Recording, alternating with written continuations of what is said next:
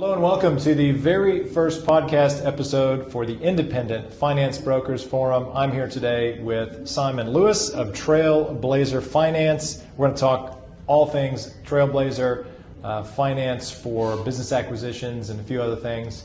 So let's get to know Simon and Trailblazer. Tell us about Trailblazer, Simon. Sure, PJ, thanks for having me here. So Trailblazer is a company that's been around for about 14 years.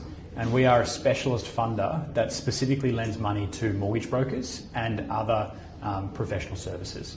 So as well as lending, we also do valuations. So you can get a valuation done of your trail book to see what's really happening under the hood. A lot of people claim to know what's happening in their book and their business, but then when they see the real data, they're totally surprised. So that's a really important part of what we do. And then also in the context of acquisitions, you want to value the book before you buy it to know exactly what you're buying.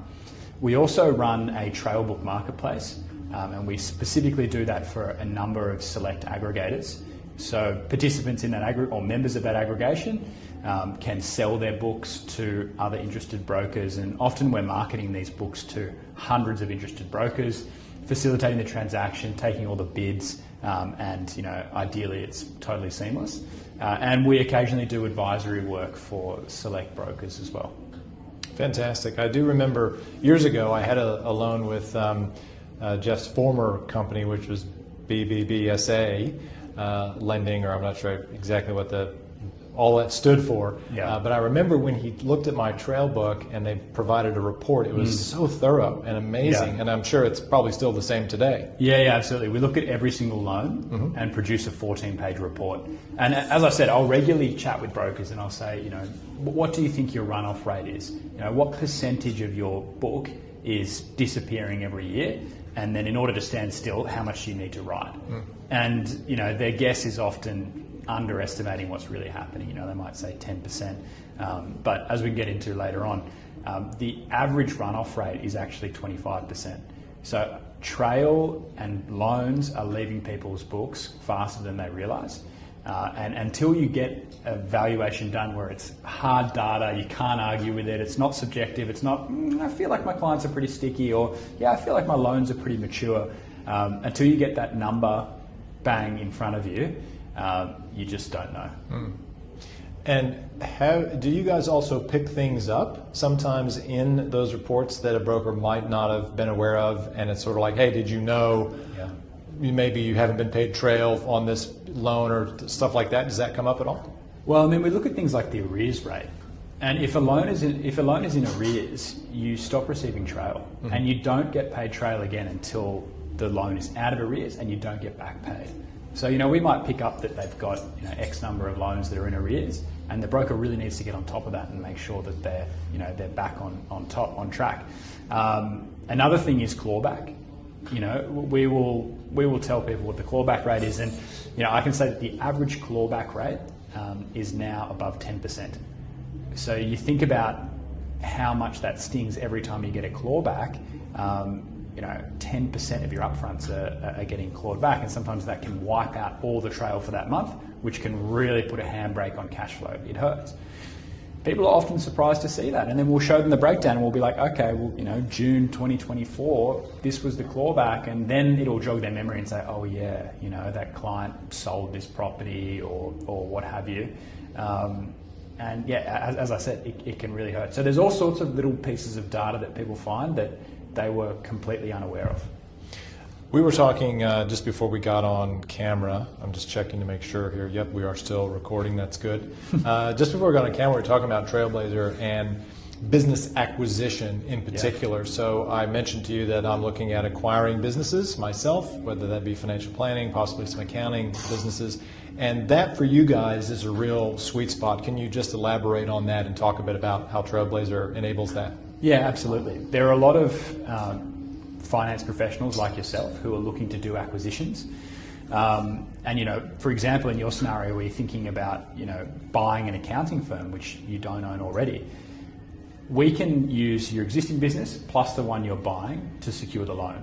So often people don't have to put any money down. They can fund 100% of their acquisition, which is very appealing because, as you know, say you're buying a mortgage trail book at 3 times, the expected return on that is somewhere between 30 and 40%. So it's cash flow positive from day one. The trick is getting access to funding. And this sort of boils down to exactly why Trailblazer Finance exists. If there were lots of other options for funding, we wouldn't have a place in the market. But we do.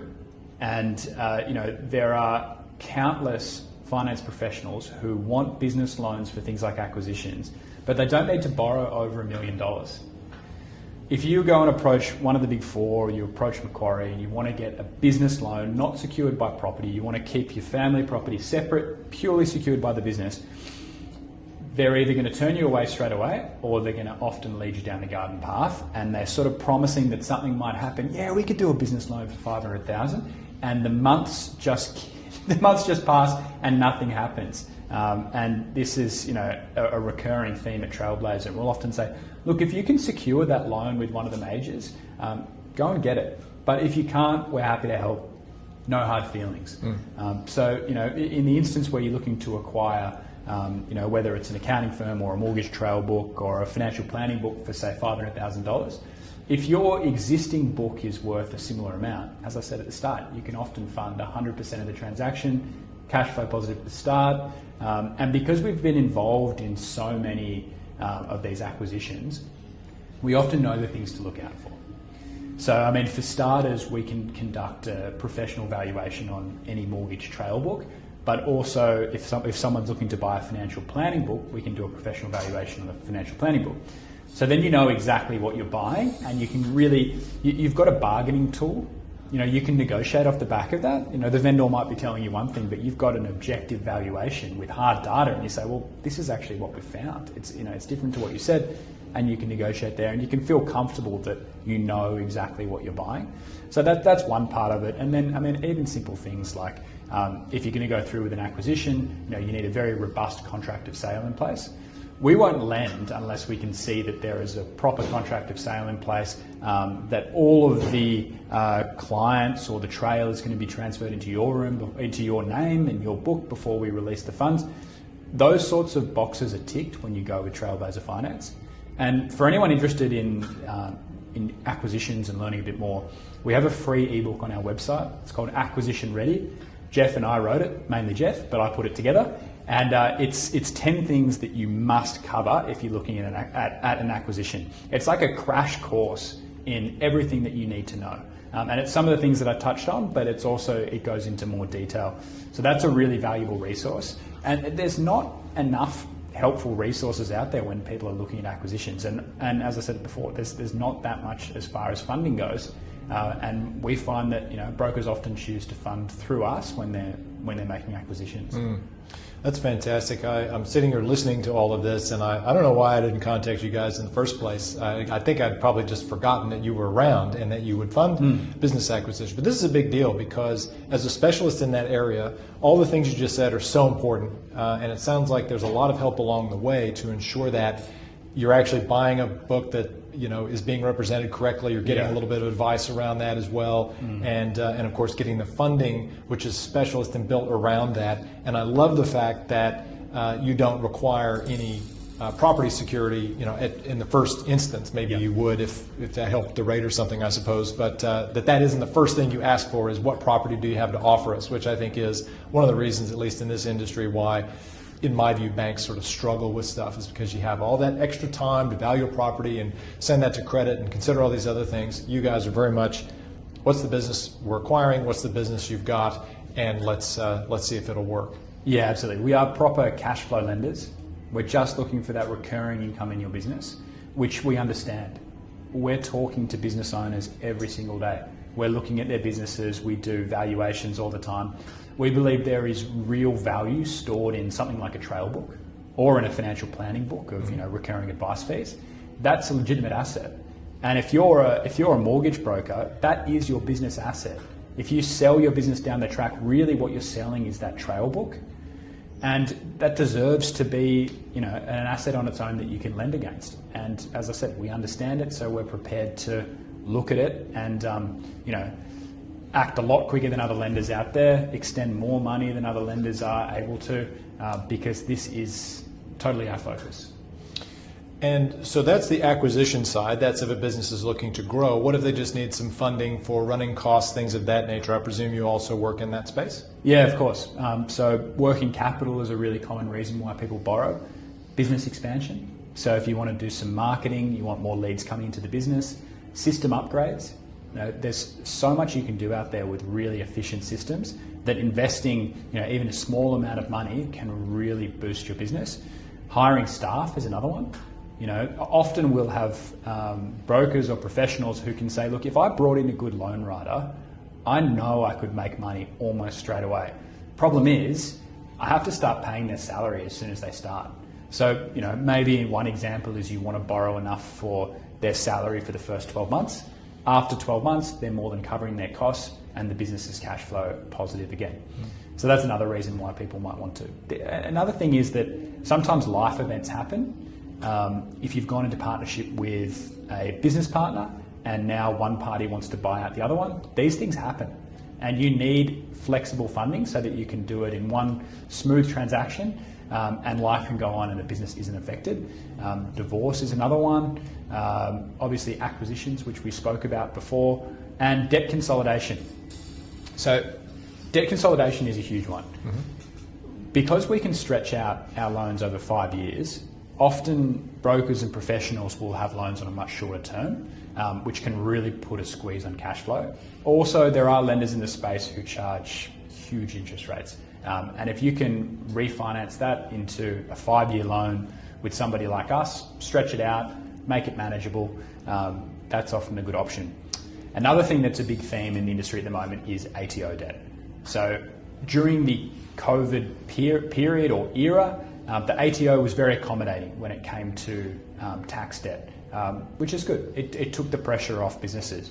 Unfortunately, they've really changed their tune and the ATO wants all of their money back yesterday. So that means that their stance has really changed. So for starters, people on ATO payment plans have short-term loans. So the ATO might want the money back in 2 years. We've seen some professionals come to us who have absolutely massive monthly repayments to the ATO that is just completely unfeasible that they could service that.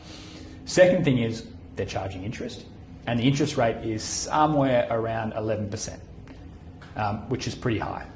And as of July 1, it's no longer going to be tax deductible. So you've got this. The interest is no longer tax deductible. Yeah, exactly. Really? Yeah. So wow. you've got this debt, you've got this loan. There's absolutely no benefit to you having it there. You need to get it off your books straight away. So if you refinance it through a lender like us, any regular business loan, any interest and fees are going to be tax deductible. So you're back onto a much better deal over a longer term. And yeah, the ATO aren't playing games.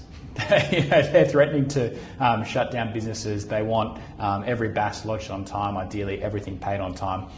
So to get them off your back, sometimes a lender like us is a good solution. And what we find is I'll often speak to people and I'll work out, okay, what's the monthly payment going to be on this? And let's say, for example, the monthly payment is $3,000 per month, and the payment is coming straight out of their trail. Then we have a look at their book and we say, oh, your trail book is growing by $5,000 per year. And so the broker sort of turns to me and goes, let's just do this, because in 12 months' time, I'm going to be in a better position. Plus, I've got this ATO debt actually getting paid back in the background. Because you think about it, if you have an ATO debt, not only do you have to make a heap of money, pay tax on that money, pay the ATO debt, but at the same time, you've got mounting ATO debt for the current year. So it does become a real negative spiral. Just clearing it off the books is extremely valuable and mind clearing. So talking a little bit more detail on product, I suppose. You mentioned that the term with you guys is 5 years. Yes. That's the only term that you guys offer, or are there various 1 to 5 type? Yeah, so we've got, our regular loans are up to 5 years. So often people will take 2, 3, 4, or 5 years. 5 years is very popular, so is 4. But we've just launched a brand new product called the Premier Loan.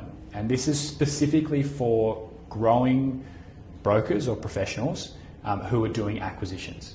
So it's essentially growth funding. Because if you're making a really targeted acquisition, maybe you're buying a reasonably large business, you want to keep those monthly payments low, particularly at the start. And if you can stretch them out over 10 years, you really can do that. So that's a new solution that we've just launched.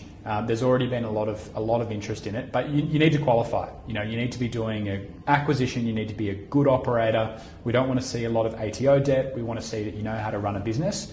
And if that's the case, we'll back you. And just on that, there are other lenders in the market, say Judo, for example, which might offer a similar solution, but they have annual reviews.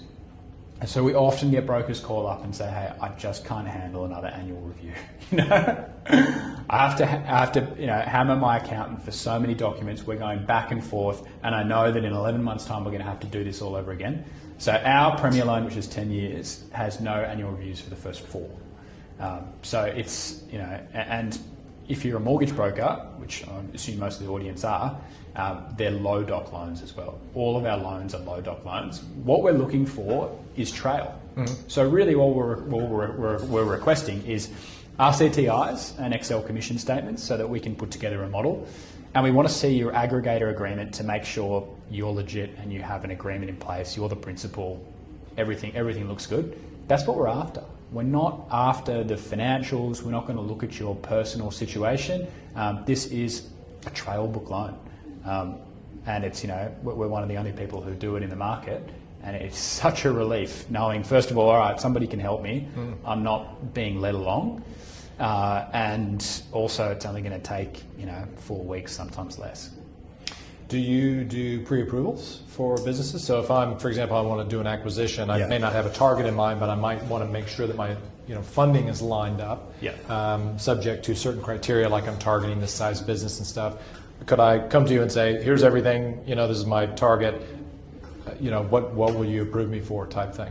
Yeah, of course. So PJ, we would collect some information from you. We'd want your most recent RCTI and one from 12 months ago so we can see how the book's trending. We'd want a little bit of information and then we can give you indicative approval.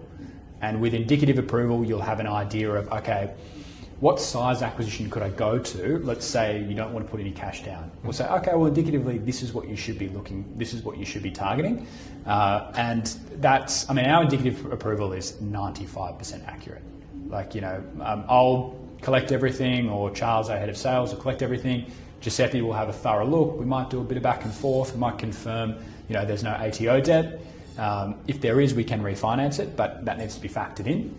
And then, we can give you indicative approval and away you go. You've then got the confidence to say, all right, a $500,000 purchase price, I can handle that.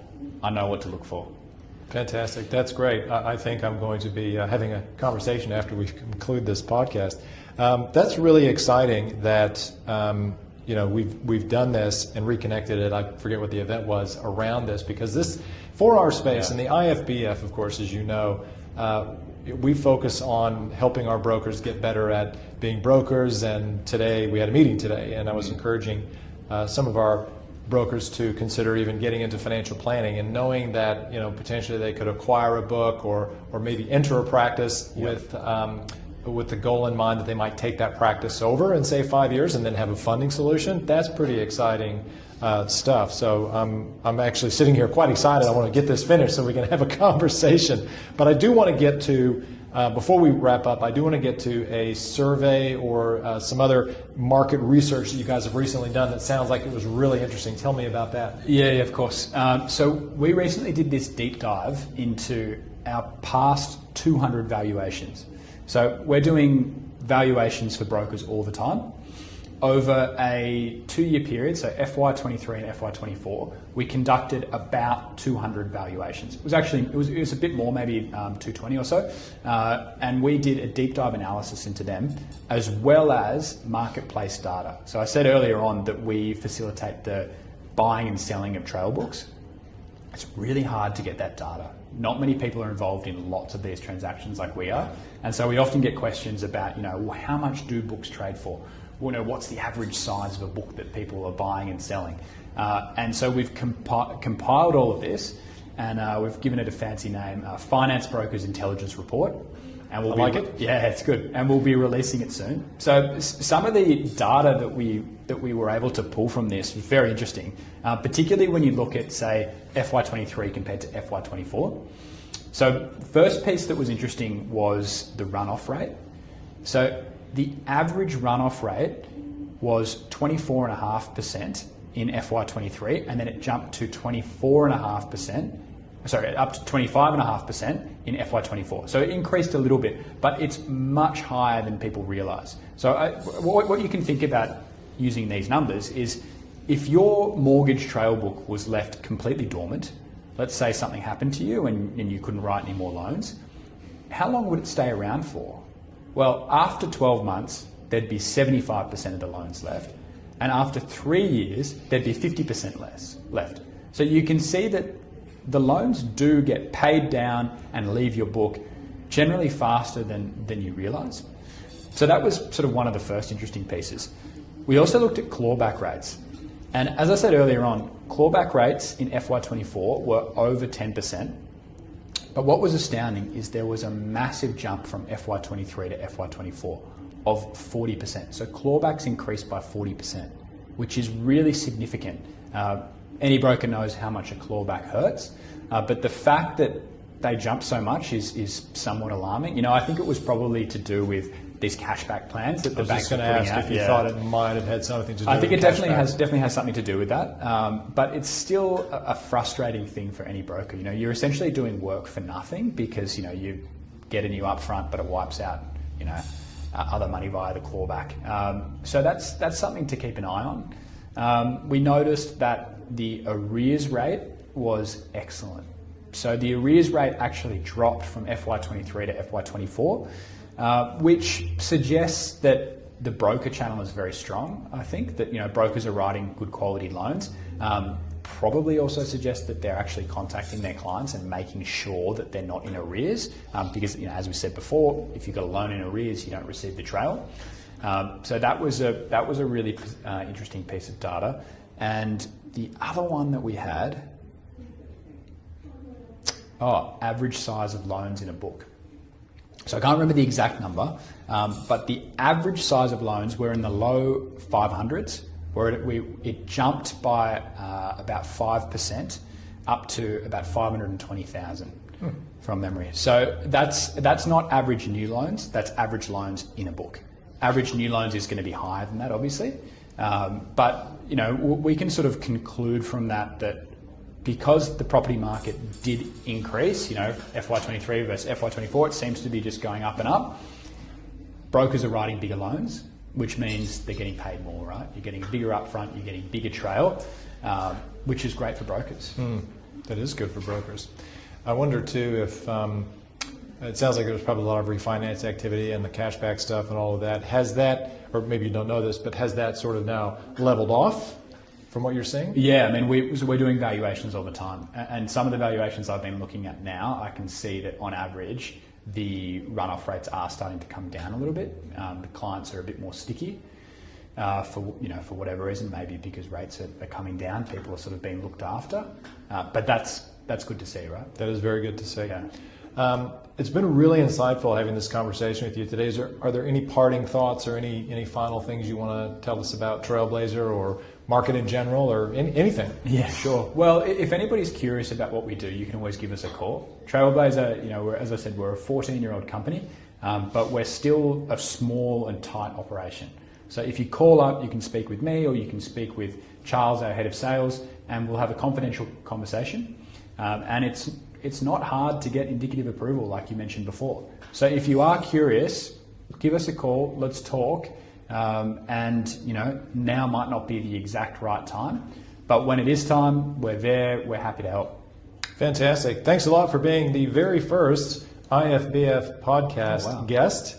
Hopefully many more podcasts. Again, thanks a lot, and we'll see you on the next IFBF podcast. Thank you, PJ. Excellent.